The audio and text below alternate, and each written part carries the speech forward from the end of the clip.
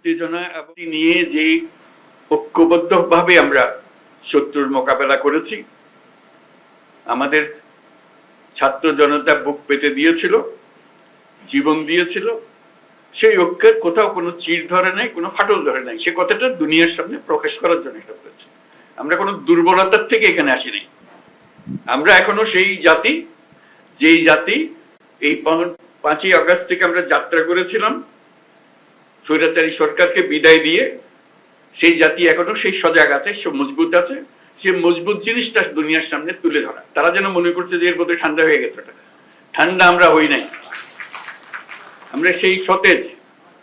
যখন আমরা দেখি পুলিশ বলে যে স্যার একটা মারি তো 4টা দাঁড়ায় যায়, এখনো 4টা না 40টা দাঁড়াবে এবার। সেই জাতি মরে নাই, দুর্বল হয় নাই, সবল আছে।